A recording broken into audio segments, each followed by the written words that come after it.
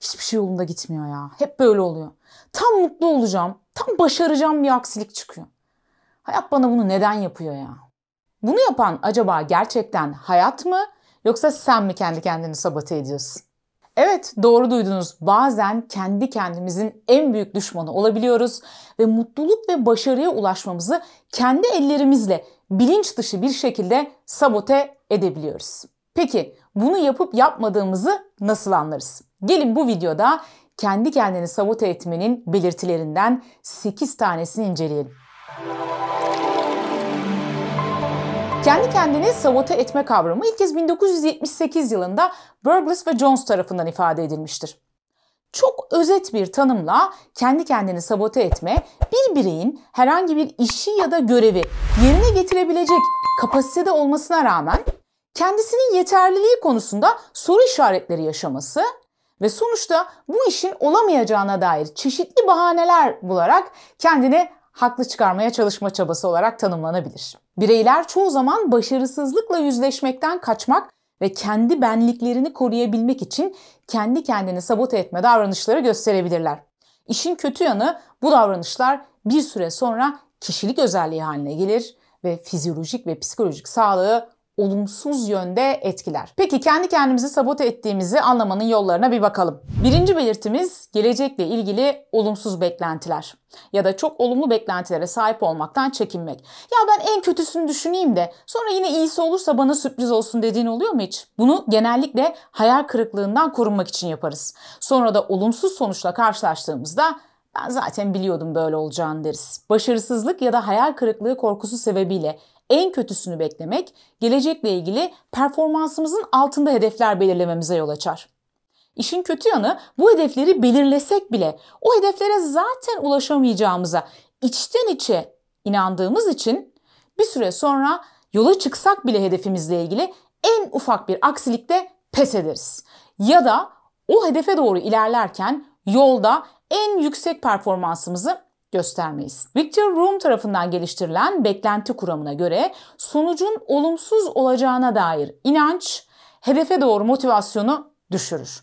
Dolayısıyla eğer bir şeye ulaşacağıma zaten içten içe inanmıyorsam yeterli performansı göstermem. İkinci belirtimiz erteleme alışkanlığı. Harekete geçmeyi sürekli çeşitli bahanelere sığınarak ertelediğin oluyor mu? Ya şu olsun sonra başlayacağım, bu olsun sonra yapacağım gibi. Baktığın zaman bu bahaneler de hep kendince mantıklı bahaneler değil mi?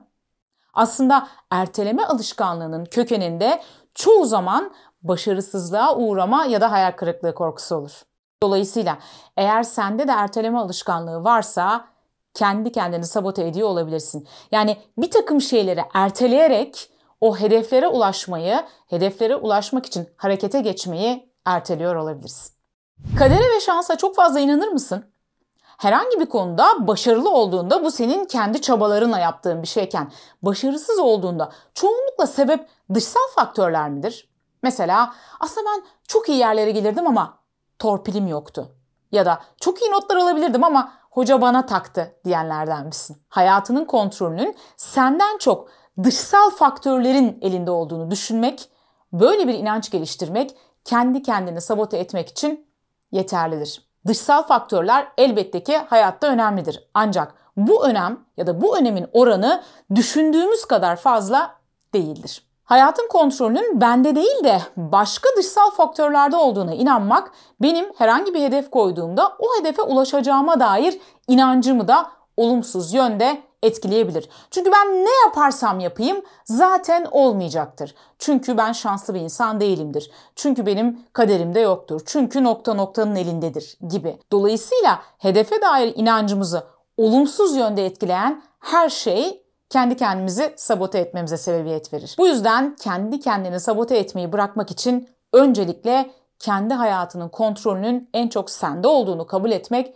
ve ipleri eline almak gerekiyor. Bir diğer belirtimiz kendi hayatını başkalarınınkiyle kıyaslamak ve kendine üzülmek, kendine acımak. Son dönemde özellikle sosyal medya ve televizyon dizileri sayesinde çoğumuz kendi hayatımızın ne kadar da kötü olduğunu düşünüp kendimize acımakla vakit geçiriyoruz. Eğer böyle bir şey yapıyorsak buna bir an önce dur dememiz gerekiyor. Çünkü başarısız ve mutsuz olmanın en temel koşullarından bir tanesidir. Kendi hayatını diğerlerininkiyle kıyaslamak ve kendine acımak, kendine üzülmek. Ben sınavdan 70 aldım ama Ayşe 90 almış. Benim evim 70 metrekare ama Ali öyle mi? Adamın oturduğu eve bak ya. Bahçeli evi var. Odağını, zamanını ve enerjini kendi yapıp ettiklerinden çok başkalarınınkiyle ilgilenmek ve kendine acımakla harcarsan kendi hedeflerine ulaşmak için gerekli enerjiyi ve zamanı bulamazsın. Diğerlerinin ne de güzel bir hayatı var, zavallı ben deyip kendi haline ağlamak kendi kendini sabote etmenin yollarından bir tanesidir. Tam bir şeyleri başaracakken ya da hayatınızda bir şeyler iyiye doğru gitmeye başladığında birdenbire yoğun bir suçluluk duygusu ya da kaygı gibi duygular yaşadığınız oluyor mu? Bunun sebebi belki de bilinçaltında bunu hak etmediğinize dair bir inanç ya da değersizlik duygusu olabilir. Ve yaşadığınız bu rahatsızlık duygusu bilinçaltınızın sizi sabote etmesinin bir yoludur. Aşırı fedakarlık, herkesi memnun etmeye çalışmak, diğerlerinin çıkarlarını kendi çıkarlarının üzerinde tutmak da kendinden kaçmanın, kendi hedeflerin için yola çıkmaktan kaçmanın yani kendi kendini sabote etmenin yollarından bir tanesidir. Mesela çoğu anne baba son derece temiz ve iyi niyetlerle çocuklarına şöyle derler. Benim bütün hayatım sizlerden ibaret. Benim her şeyim çocuklarım. Ne yaptıysam sizin için yaptım. Bütün ömrümü sizlere adadım. Dediğim gibi bunu iyi niyetlerle yaparlar ve gerçekten de bunu yapmışlardır. Ancak bunu yaptıklarında yani bu sözleri söylediklerinde hem çocuklarının o küçücük omuzlarına kocaman yükler yüklerler. Yani çocuk kendi annesinin babasının hayatının sorumluluğunu da kendi omuzlarında hisseder. Hem de kendi hedeflerine doğru harekete geçmemek, ilerlememek, eyleme geçmemek için iyi bir bahane bulmuş olur. İç sesiniz genelde olumsuz mu? İçinizde sürekli şöyle söyleyen, mesela bence başaramazsın, yapamazsın, yeterli değilsin, boşuna uğraşma, o iş öyle yapılmaz diyen suratsız bir yaşlı amca ya da teyze var mı? Eğer iç konuşmalarınız genellikle kısıtlayıcı ve olumsuzsa bu yolla kendi kendinizi sabote ediyor olabilirsiniz. Bununla nasıl başa çıkabileceğinize dair iç sesle ilgili bir videom var. Şuradan ulaşabilirsiniz. Bir diğer belirtimiz katı kurallara bağlılık. Kendi kendine oluşturduğunuz böyle çerçeveler var mı? Katı katı kurallar. O kuralların dışına çıkmadan bir yaşam mesela. İşte o koyduğunuz katı kurallar bazen kendi kendinizi sabote etmenize yol açıyor olabilir. Daha doğrusu o katı kuralları kendi kendinizi sabote etmek için bahane olarak kullanıyor olabilirsiniz. Mesela şöyle bir inanış. Diyete başlayabilmem için hayatımda her şeyin yolunda olması lazım. Yani stresli olmamam lazım. Aksi takdirde diyete başlanmaz. Yo, başlanabilir. Ya da hayatta başarılı olmak için yalakalık yapman lazım. Yoksa yükselemezsin. Niye? Bunu yapmadan yükselmiş insanlar da var. İyi bir anne ya da baba tüm ömrünü çocuklarına ayırmalıdır.